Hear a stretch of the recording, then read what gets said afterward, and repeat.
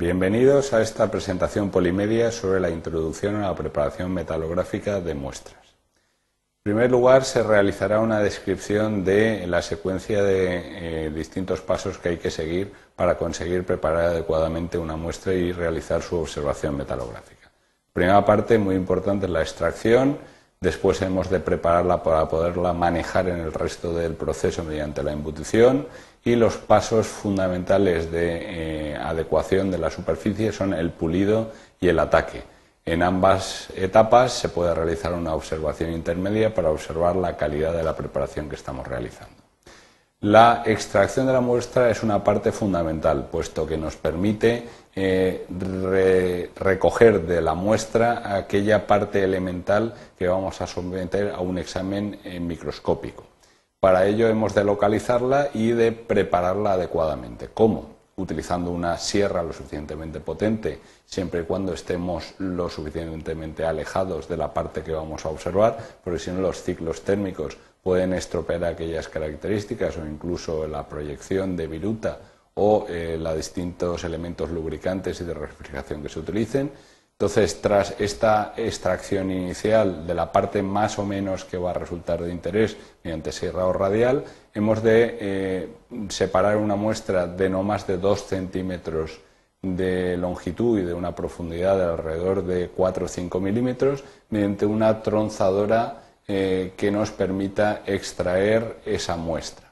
Entonces, una vez hemos extraído y hemos preparado mediante corte con refrigeración lo suficientemente abundante, debemos de utilizar en zonas más o menos de detalle cortadoras de precisión con muy baja velocidad y discos de diamante que consigan mantener sobre todo aquellas capas que pueden saltar o aquellas características superficiales y que nos dejen la muestra con una cara perfectamente cortada y sin más alteración que la obviamente introducida por la necesidad de cortar. El siguiente paso es meter esta muestra dentro de una pieza de polímero de alrededor de unos 20 o 25 milímetros de diámetro que nos permita su manejo. Para ello hay dos técnicas fundamentales.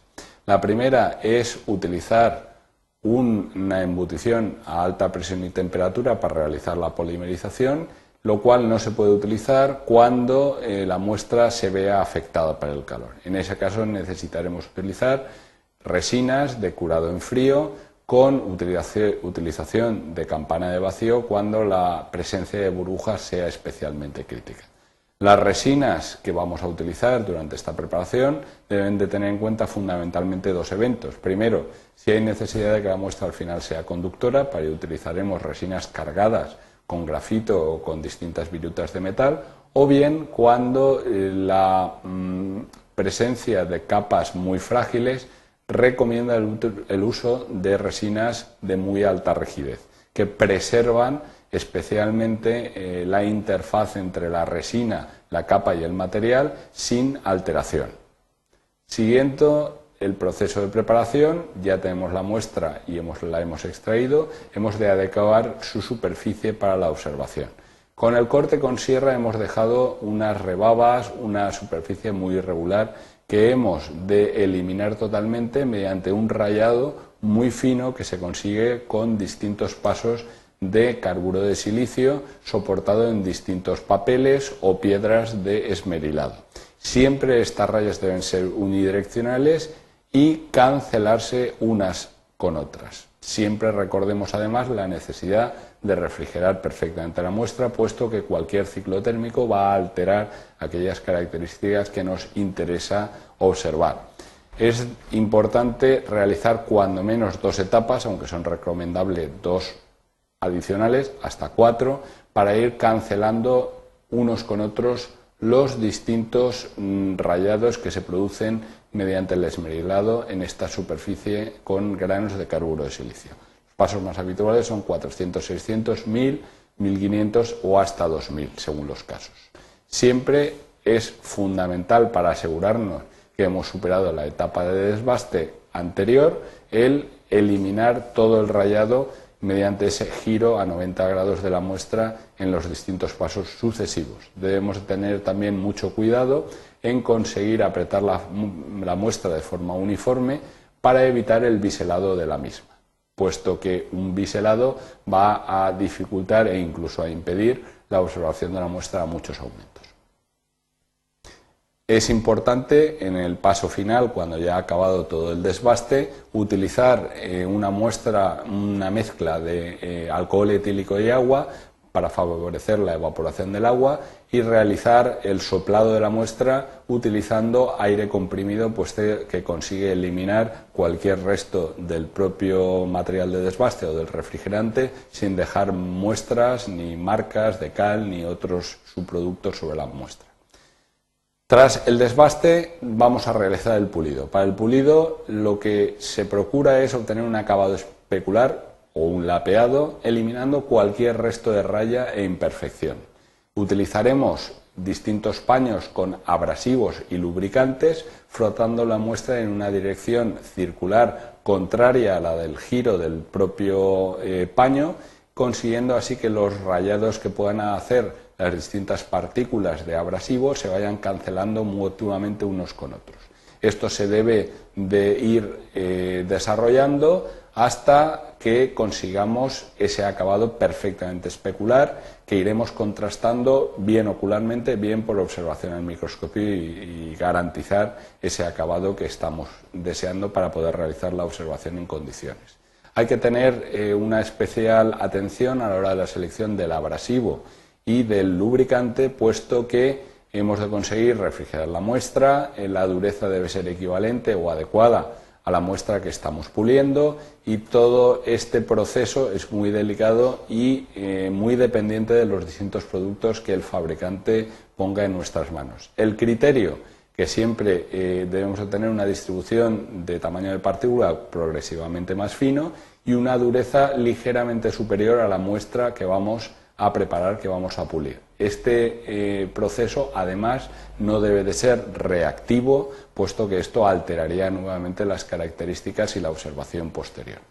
Por último, y para terminar, la precaución adicional, como ya decíamos antes en la etapa de desbaste, de aplicar una presión de la forma más uniforme posible, en este caso incluso muy suave, para conseguir una muestra que tenga la superficie a observar perfectamente paralela a la trasera y además sin ningún tipo de facetado por apretar más selectivamente en una zona que otra o porque la muestra es más dura en una zona que otra por la ubicación propia de la muestra sobre la superficie de resina. Esto es crítico, pues si no la observación a grandes aumentos es imposible. Para terminar, introducir un nuevo tipo de sistema de pulido que mediante la adaptación de un peso a la propia muestra en condiciones de perfecto paralelismo hacemos incidir esa muestra en una capa muy delgada de lubricante y abrasivo y en una superficie o en un paño que está vibrando a muy alta frecuencia. De esta forma las muestras se van moviendo autónomamente sobre esa superficie, sobre ese pequeño baño y lapeándose en unas condiciones de perfecto equilibrio y de suavidad. Estas condiciones de pulido por vibración son las idóneas para muestras especialmente críticas como son las muy blandas. Para terminar, muchas muestras pueden observarse directamente tras el pulido, pero normalmente no se contrastan suficientemente las fases. Para ello hemos de introducir una fase de ataque que selectivamente elimina determinadas zonas, determinadas fases, mediante esa disolución, mediante un ácido, mediante un ataque electrolítico, introduciendo diferencias que pueden observarse bien por microscopía óptica o bien electrónica.